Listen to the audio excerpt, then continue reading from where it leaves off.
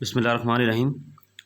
आज हमने बात करनी है एक्टिव वॉइस पैसिव वॉइस की और क्विक आप लोगों को रिव्यू देना है एक्टिव वॉइस पैसिव वॉइस का।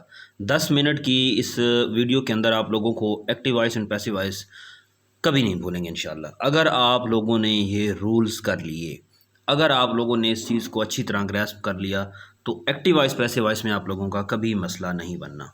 तो चलें इसको स्टार्ट करते हैं।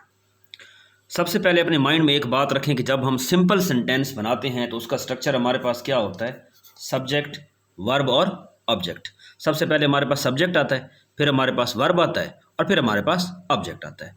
मिसाल के तौर पे हम कहें कि he eats apple, he eats an Apple.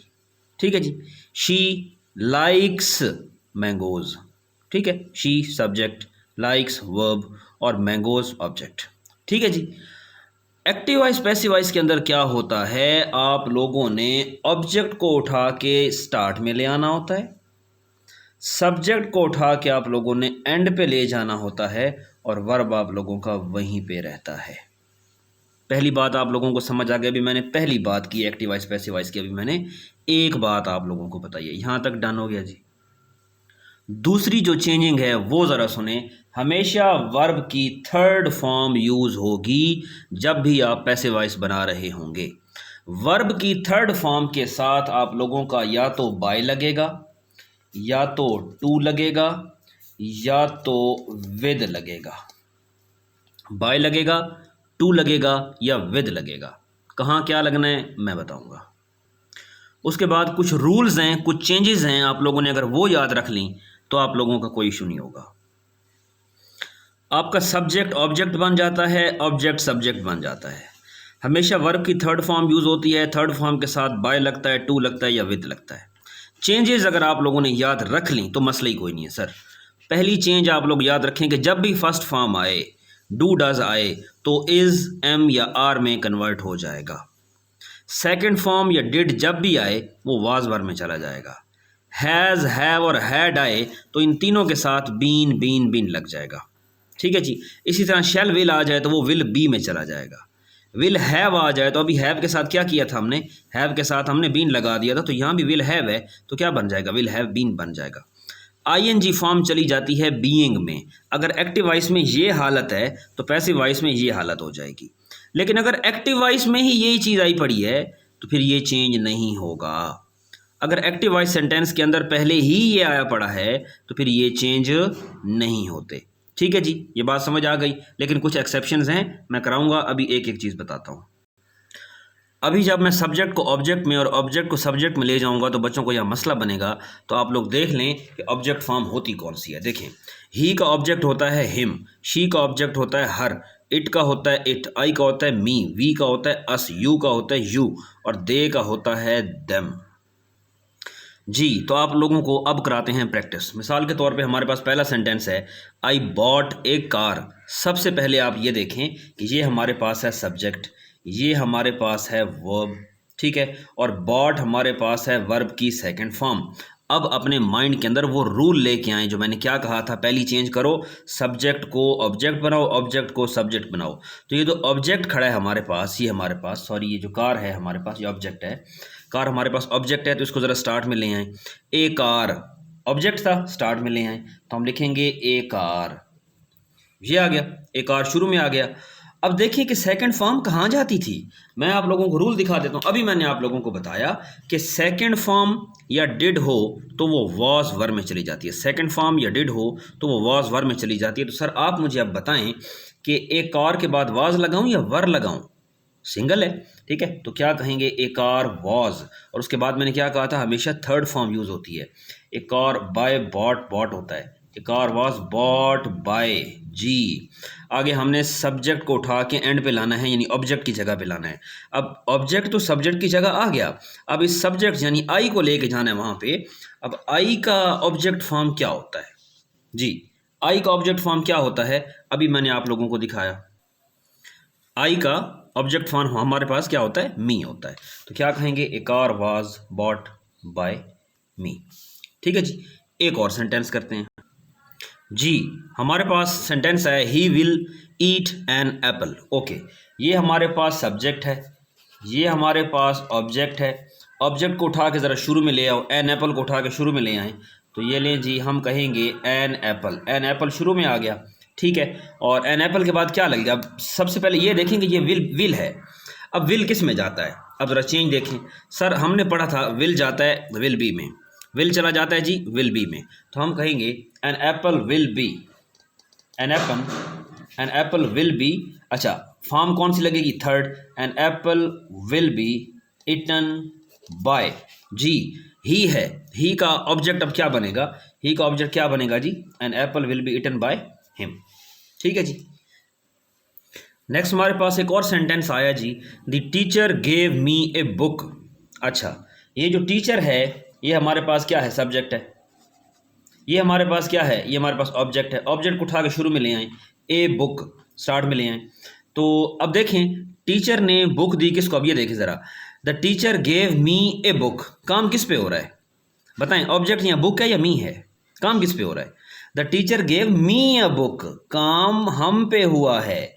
ये हमारे पास ऑब्जेक्ट नहीं है, ये हमारे पास ऑब्जेक्ट है। तो मी का सब्जेक्ट क्या बनेगा? पीछे ले आए, मी का सब्जेक्ट आई बनेगा, ठीक है। उसके बाद आई के बाद क्या लगेगा? पहले तो मैं अपना ऊपर देखूंगा कि मेरे पास ये यहाँ पे क्या है? गेव है मेरे पास, यानी कि सेकंड फॉर्म, ठीक है। तो सेकंड फॉर्म जाती है वॉज वर्क के अंदर। हम यहाँ पे देखेंगे आई के बाद वॉज लगता है या वर लगता है? तो आई के बाद तो वॉज लगता है, आई वॉज। उसके बाद थर्ड फॉर्म लगती है, ठीक है, आई वॉज गिवन जी, give gave given. I was given क्या? A book. किससे? By the teacher. जो सब्जेक्ट है उसे उठा के ऑब्जेक्ट में ले जाएं तो टीचर है, अब टीचर तो वैसे ही रहेगा, तो bye the teacher. I was given a book by the teacher. एक सेंटेंस और कर लेते हैं, उसके बाद बताता हूं कि किन के बनते ही नहीं है, किन के बनते ही नहीं है, ठीक है जी। उसको भी डिस्कस करते हैं हम जी। हमें कहता है she is eating an Apple, she is eating an Apple.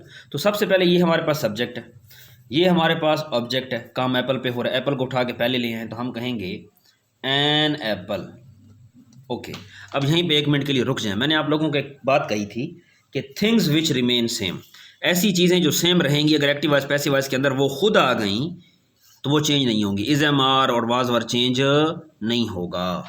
अच्छा, तो she is eating an apple, is आ गया ना इज़, अब चेंज नहीं होगा।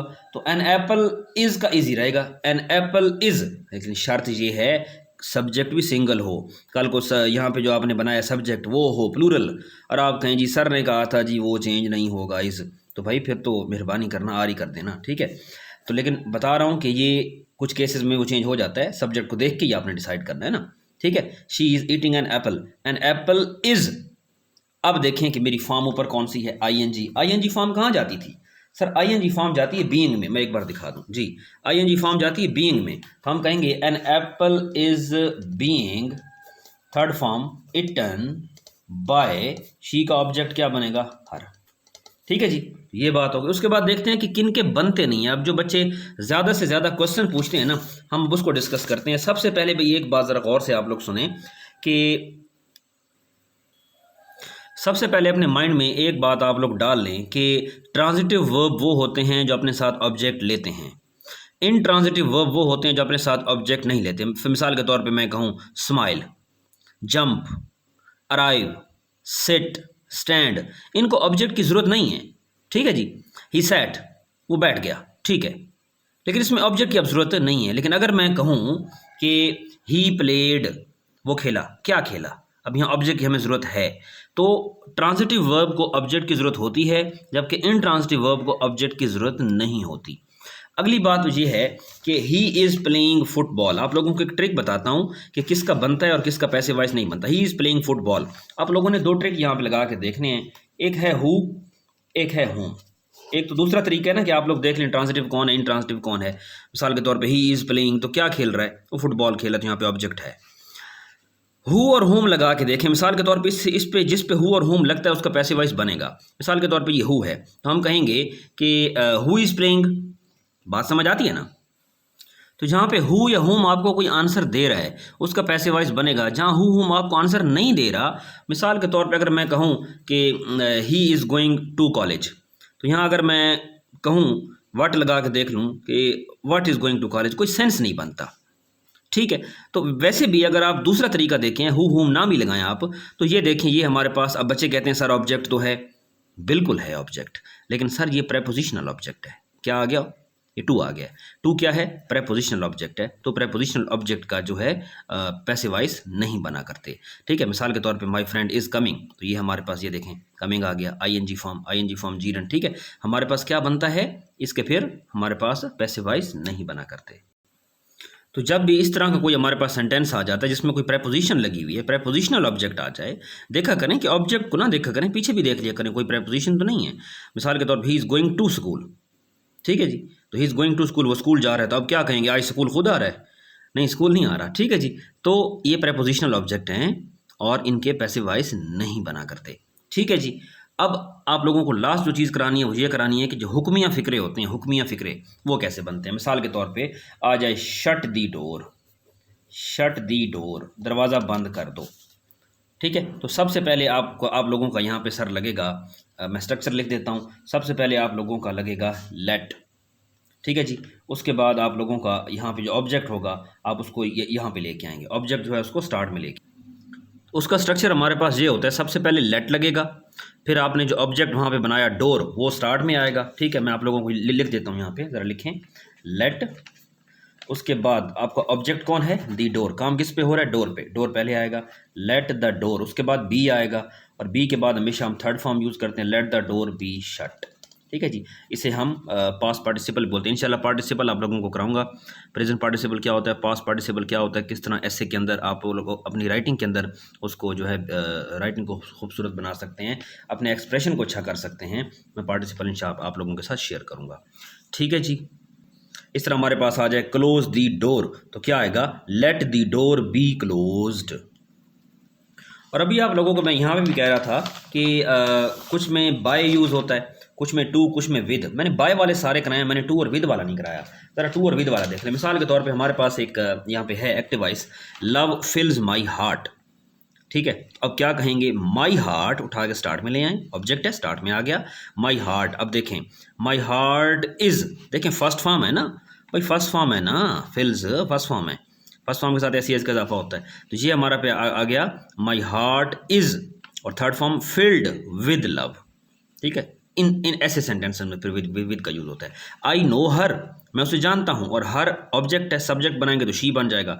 शी इज़, अब इज़ क्यों लगाया? क्योंकि फर्स्ट फॉर्म थी, और फर्स्ट फॉर्म जाती है इज़ एम आर के अंदर। मैंने आप लोगों को कराया फर्स्ट फॉर्म किस में जाती है? इज़ एम आर के अंदर। तो she is known to, I का ऑब्जेक्ट क्या बना? Me. She is known to me, वो मुझसे जानी जाती है। ठीक है जी, तो ये थे जी सारे एक्टिव वॉइस पैसिव वॉइस। उम्मीद है आप लोगों को समझ आ गई होगी। कोई मसला मसाइल हो तो इंशाल्लाह मैं दोबारा हाजिर हूँ, एक और वीडियो बना देंगे। ठीक है जी, आबाद रहें।